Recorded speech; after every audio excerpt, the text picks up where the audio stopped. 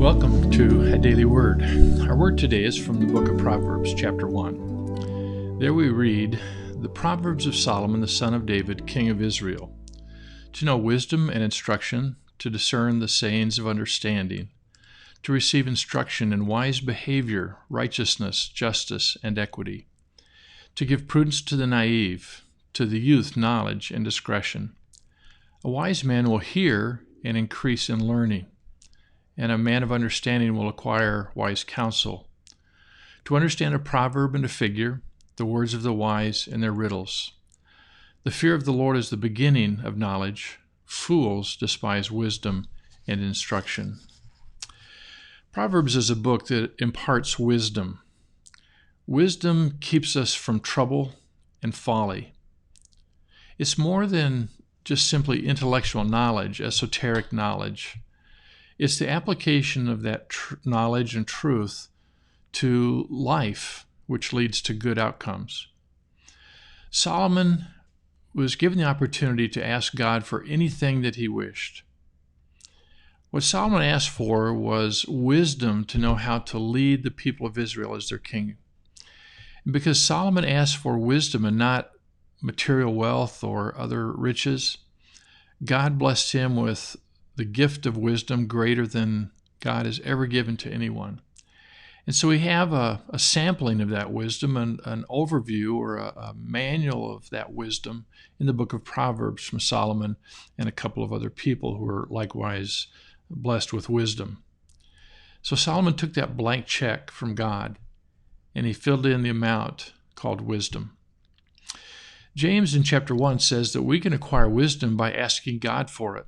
When we're in a trial or a difficulty, we can ask God for wisdom to know how to work through that difficulty, and God will give us wisdom generously and without reproach. But there are other ways that we can acquire wisdom, according to the book of Proverbs. We can acquire wisdom from our parents as we're growing up as children. Now, quite often that's a challenge for us and for our children because it's human nature to think we know what we need to know, and we sometimes shrug off what our old parents tell us about. But that shrugging off of information and insight from our parents is really folly rather than wisdom. And so our parents are a great source of wisdom. We can acquire wisdom by observing other people. What do they do with their knowledge? How do they acquire knowledge and insight? How do they apply their knowledge to life? And what's the outcome of that? We can acquire wisdom by observing nature. The Proverbs exhort us to go to the ant and observe her ways, to the rock badger and to other animals and things in nature that will help us learn and grow. We acquire wisdom by listening to wise people, and there are others besides Solomon that contribute to this book. We can acquire wisdom through our own experience. We set out on a course and we come to a certain stage and we may want to assess, how is that working? Am I experiencing what I thought I would experience, or should I take a different approach in this stage, in this part of my journey in life? There are many kinds of people in the world, but the book of Proverbs helps us understand them in two basic categories.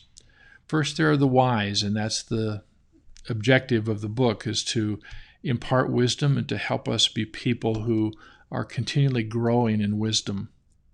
Some other terms for wise people or wise attributes are the prudent, the discerning and diligent, the righteous, the just, the shrewd person, and the person of understanding.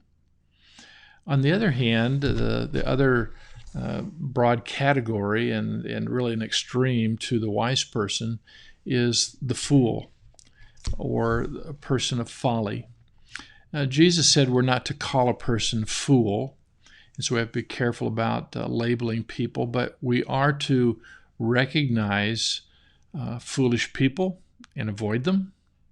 We are to recognize foolish counsel or comments and folly and avoid that kind of behavior. So among the fools are those who are simple, They don't think through things. They don't acquire understanding. The scoffer, the sluggard, who is not industrious, who is not diligent, and the wicked. And so we're to avoid those kinds of people and learn to recognize them before we are negatively impacted by their lives.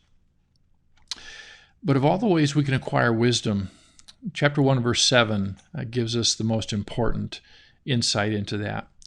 And it simply says, the fear of the Lord is the beginning of knowledge.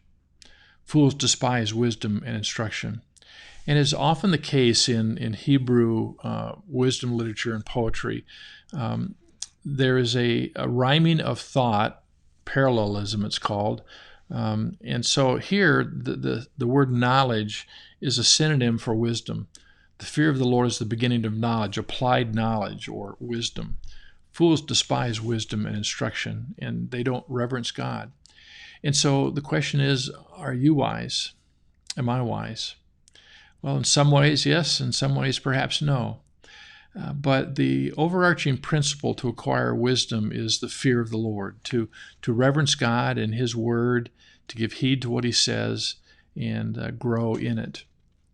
And so that's just a starting point, not a starting point to be accomplished and then discarded or forgotten, but the foundational part of acquiring wisdom. It's a lifelong journey. So keep acquiring wisdom, keep growing, share it with others who will listen and learn from you as you gain that wisdom, and benefit from the blessings of this thing called wisdom as we live life before God. That's our word for today from Proverbs chapter 1. May God bless you with a wonderful day as you walk and grow in wisdom. God bless you.